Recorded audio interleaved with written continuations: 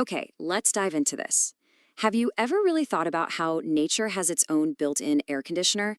Today, we're going to pull back the curtain on the invisible science that makes it all work, and it starts with a feeling I guarantee you've had before.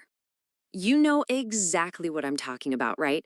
You climb out of the pool, the sun's beating down, and then boom, you start shivering. It makes no sense at all. Well, that little mystery is exactly what we are going to solve today. So, to understand that shiver, we first have to answer a more basic question.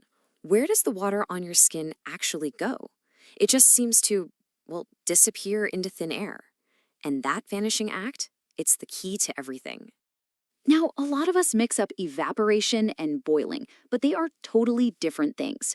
Boiling is, dramatic. It's a big event. It happens at a very specific temperature, and you get bubbles all through the liquid. But evaporation, it's the quiet, sneaky one. It only happens at the surface, it can happen at pretty much any temperature, and there are absolutely no bubbles.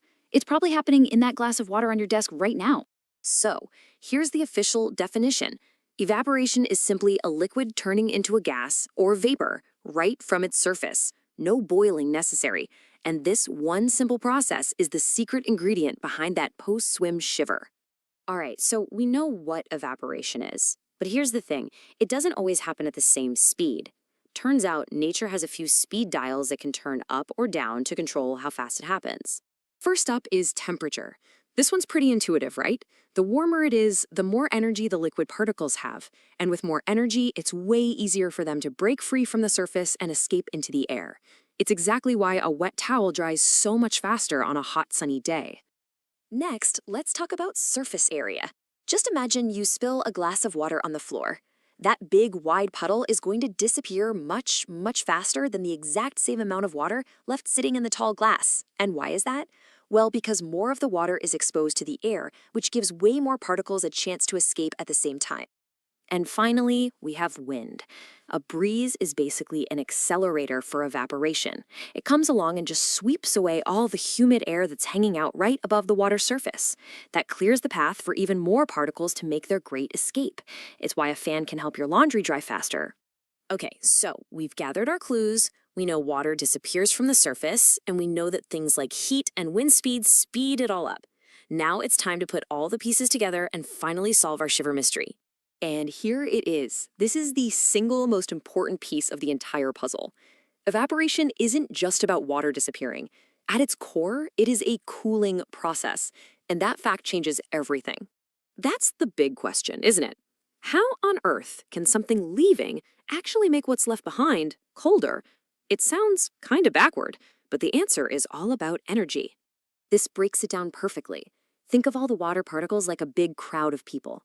To escape and turn into vapor, a particle needs a ton of energy. It has to be one of the fastest people in the crowd. So when these super high energy particles take off, who's left behind? The slower, less energetic, more chill particles. And since temperature is really just a measure of the average energy of that group, when the average drops, the temperature of the water left behind drops too. And that is the shiver. That's the whole thing. To get the energy it needs to escape, the water on your skin literally steals heat energy directly from your body. Evaporation is an energy thief. And that stolen heat is what makes you feel cold. It's your body's personal air conditioner kicking into high gear. So we've cracked the case of the post-swim shiver.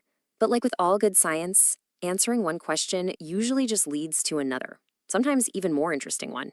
So I'm going to leave you with this to think about. We know our bodies use this exact same process, sweating, to cool down.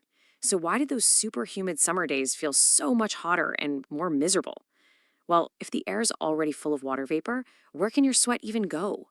Evaporation slows to a crawl, and our natural built-in air conditioner just kind of breaks down. Makes you think, doesn't it?